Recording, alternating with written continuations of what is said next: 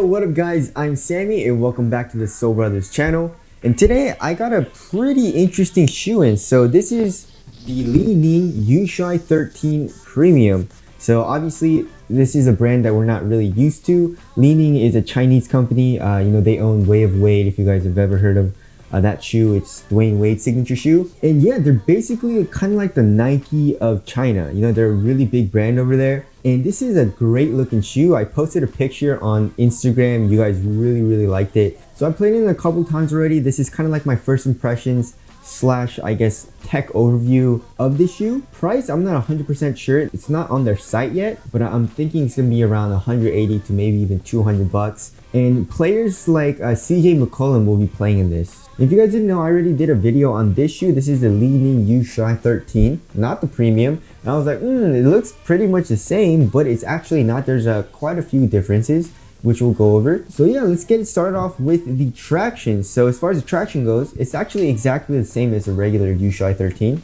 And you have a lot of circles. They said it's supposed to resemble, a water droplet pattern. And it's basically just circles. As far as the rubber goes, it's actually pretty damn hard. So I believe it'll be good and durable for outdoor use. And the grooves are also really thick. So yeah, outdoor use seems good. You have a very translucent outsole. And it is picking up quite a bit of dust. You can just see all the dust and dirt on this, like right here. And then when I try to wipe it off, I mean, it's coming off actually not so easily, and I was having some issues on dust. Hopefully it does break in, but on the clean court, it's a very nice bite. As far as the heel to toe transition goes, you have a nice curve shape here in the heel. Then you have a lot of flex here in the forefoot. So heel to toe transition is actually pretty damn smooth.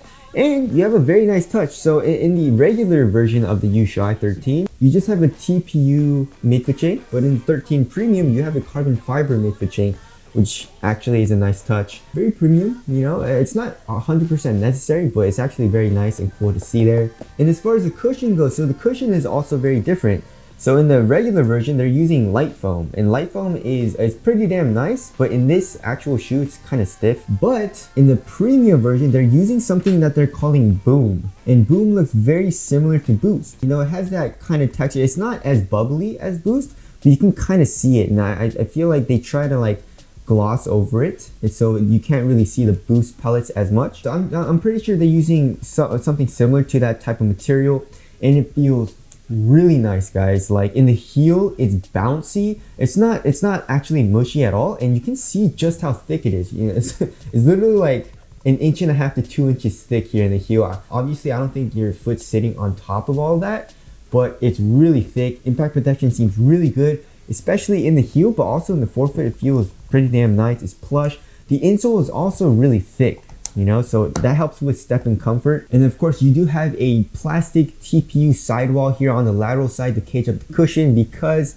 it is quite soft. On the lateral side, obviously, you're going to need it here in the forefoot and in the heel. You don't want the cushion to be compressing here because that's going to give you lateral instability. And if it compresses there, you're going to have this type of motion and you might be susceptible to, ankle rolls. So that's nice. But here on the medial side in the heel especially, there's a lot of compression. Let me read some specs for you. So it says it is 52% lighter than conventional EVA foam, and it delivers around 80% of energy return for every step you take, which is 10% more than conventional cushioning setup. So as far as the upper goes, they're calling it a dual knit upper. It's a pretty thick upper, guys, and it's sturdy. It feels very supportive, and you can also see these orange cables here on the lateral and also on the medial side, and as well as the edges of the toe box area for more added durability and support. As far as the tongue goes, the tongue is actually pretty nice. It's slightly padded, but it's slightly stretchy, and it's more like this neoprene type of material, which I like. The laces, we have rope laces,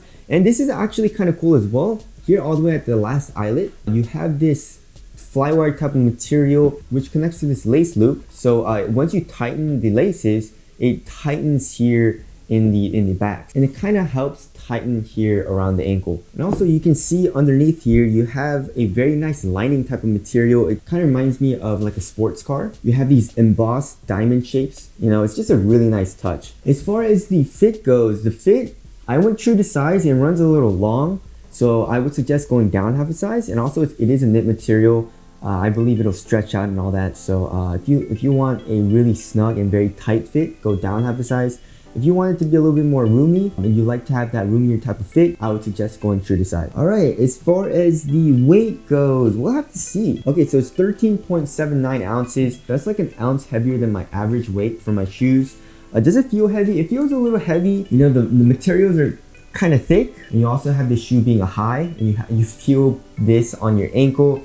The cushion is pretty thick and all that, so it's not the lightest feeling shoe, but it's pretty damn responsive, it feels like so far. And of course, if you want some ankle support, you're gonna get it here. And a lot of people said they liked how this looked, and they also said it reminded them of the Kobe 9, which actually isn't a bad thing. This shoe is pretty damn hard to put on. You know, you have to loosen up all of these laces, take out the tongue like this, and then put your foot in, which is kind of annoying, which is why I prefer lows. But you know, playing a high again feels pretty nice. As far as aesthetics go, I feel like this is probably one of my favorite shoes right now. This is a really cool looking shoe in my opinion. So tell us your thoughts on the aesthetics down in the comment section below.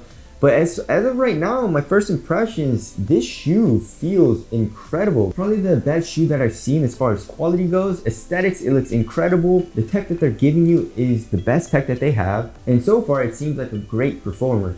So everything about this shoe seems incredible besides the price. I'm not 100% sure what the price is going to be, like I said, but I feel like it's going to be really expensive, like 180 to 200 bucks. Hopefully it's not.